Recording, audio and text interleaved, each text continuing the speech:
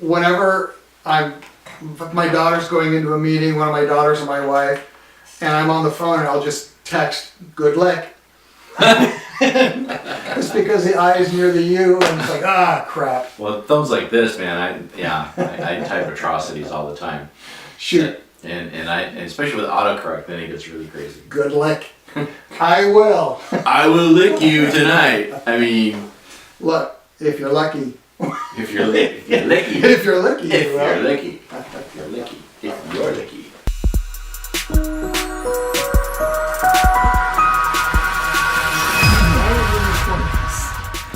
Why would we want anybody to see this? Well, because there are some people who need... Nothing? You're going to get a beating if you wear that, because not everybody here lives in Seattle. All right. So, are we ready? I am. All right.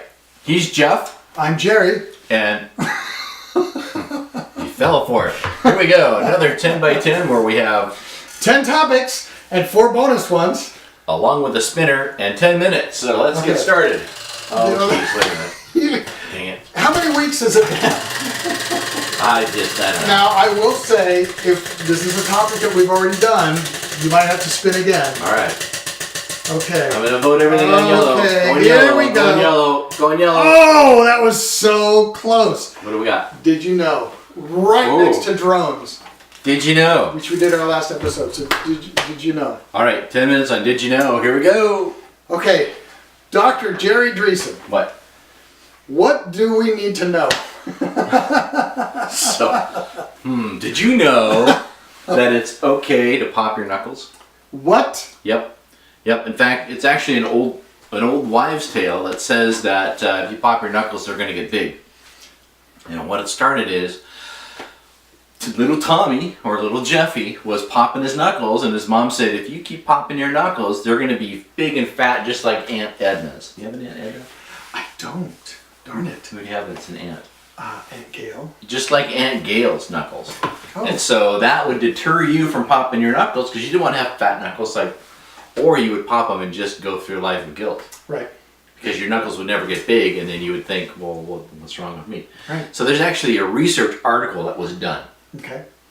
that walked through the whole process. And again, the main thing that happens when you pop your knuckles, it's like a suction cup that just opens up. Oh. Like when you pull a dart off a Right. window. Exactly. That's what's going on. It's a vacuum, and if anything, it's going to move the joint even more. Release. It's going to release it, it's going to prevent arthritis, is what I'm trying to say. Yeah. And so I had a patient that came in, this is many years ago. She came in and she had her arm in a sling and on a pillow. And I asked her what was going on, and she said, they're going to operate on me tomorrow. I just wanted to come in and see if you could help me. And I said, what's going on? She said, well, she was painting, so she's holding on to a can of paint. She was painting, she fell off her ladder. And when she landed, the handle on the paint yanked her thumb back. Oh. And she couldn't move it. It hurts so much. And so she can't sleep. This has been going on for like 10 days. So she'd gone to the doctor, and he just kind of looked at it and said, well, if it hurts so much, then we probably need to get in there and fuse it. And so I said, well, let me see your thumb. So I looked at her thumb and I grabbed it, pulled it, popped just like that, and then she could move it without pain. You know what happened next? She canceled her appointment? No, she got pissed. Oh. She was really, not at me, she was mad at, she said, why didn't they do that? And I said, did they even look at your thumb? She goes, they didn't even touch it. I just sat there and they write me out for surgery. And so she canceled her surgery. And so that's my thumb story. That's my miracle thumb story. Wow. And why you should be popping your knuckles all the time. Okay. Now, I will tell you this though, when you do pop them, there are 7 different ways to pop a knuckle. There's different ranges of motion. So a lot of people just kind of go one way. They just keep doing that. But there's flexion, extension, left, right, rotation left, and pull. I'm sorry, that's 5. I'm mad at you. Why did you only tell me 4? If you're gonna pop knuckles, you can go all different ranges of motion. Because if you go too much one way, then yes. If you do it every 5 minutes, then yes, you'll get lax ligaments, and that's what everybody's worried about. I know I'm worried about it. Okay, so let me do my did you know. Hey, Jeff. Did you know? What? Jeff, tell me what you know. Okay, who remembers the movie from 1999, Stuart Little? That would be the little mouse. That was the little mouse. What it was The little white mouse. what do they call it when they film live action? So it was live action movie. But he was animated. He was an animated. Juxtaposed in live action. Right. So the coolest thing was they combined Michael J. Fox as the voice. Okay. And so the whole reason to bring that up is the person who wrote the script for that movie was M. Night Shyamalan. I know, weird, right? I bring that up because right now on HBO, they keep replaying the movie Unbreakable Right. with Bruce Willis. Right. Okay, that movie was done in about 2000, I think. Okay. Bruce Willis and, who's the gal, Princess Bride? Is it Linda? Remember Princess Bride? Yeah. Linda. Yeah, that had under the vagina in it. That's a callback.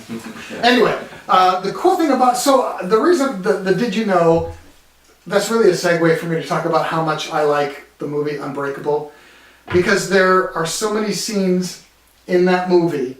There's probably like 4 or 5 scenes that are just tearjerkers. And it's because M. Night Shyamalan is so good at just milking emotions. You look like you were going to say something important. I forgot what you're gonna tell me. What did I know? No, I already told you that. I already said the did you know, but it was a segue to talk about how much I like Unbreakable. Oh. So, Okay, right. I thought you were talking about Unbreakable Kimmy Schmidt. No. Unbreakable. I'm alive. Darn it. It's a miracle. No, so here's the thing. The whole crux of that movie Yes. is a little boy whose parents are about to separate, or they are separated, but about to divorce. Okay. He feels like he's losing his dad. Jeff. And he's trying to reconnect with his dad, and then he finds his dad is in a train accident, and out of 130 people, he's the only one that survives, completely unhurt. Right. They talk with someone who says, hey, I think you're unbreakable. I think you're a superhero. Right. And the little boy is trying to convince his dad that he's a superhero, and his dad is like, no, I'm not, no, I'm not, no, I'm not. Right. And he's just like trying to cling, and he tries to show his dad, look, Dad, and it's like, well, let's lift some weights. And he lifts some weights, and it's like 250 pounds. It's like, I've never lifted that much before. Take some of those weights off. This could be dangerous. So the little boy goes over, and he messes with the weights, and then his dad starts lifting him again, and the camera's close on his face. It's like, and he gets it, and he sets it down. And then the boy, there's a close-up of the boy, and he's like, and he's backing up, and he goes, how many did you take off? And he goes, I lied, Dad. I put more on. I mean, that whole movie is just so emotional. So you fast forward to the end, Okay. where Bruce Willis realizes he has some abilities. He finds out that there's this bad guy who's like a serial killer. Who is breakable. Who is breakable. Right. He's Bruce- got that rare bone disease that. Well, that's Samuel Jackson. That's a different character. He finds a serial killer. So Samuel Jackson is a serial killer because he killed a lot of people to try to find Bruce Willis, who's unbreakable. Got it. Because he needed to find his opposite. Right. Yeah. Thank you. That was written by the little white mouse. Stuart Little. Because Michael J. Fox was whispering in his ear. No, ultimately, at the very end of the movie, it's so emotional because the dad and mom have gotten together. The dad realizes he is unbreakable. He is a superhero. He saved a little boy and girl from a serial killer. Right. There's a story in the paper.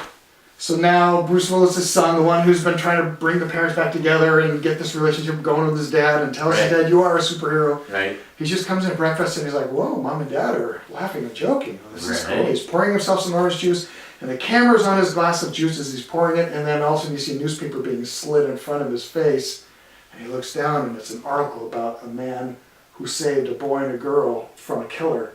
And then he looks at his son and he goes, and then his son just starts bawling. But shh, don't tell mom, because she can't know. That had to have been cathartic for you. Woo! So yes. I have a minor in psychology. Yes? And of all of the coal miners that I talked to, Yes. yours is the best story. That was a great spin, a great story. I know he's okay. He's gonna make it, folks. I know some of you have commented on Jeff's emotional status. He's gonna come bouncing back. He knocked me out. Ouch! I think I broke something. I'm not unbreakable. I'm not. Take us out, Jerry.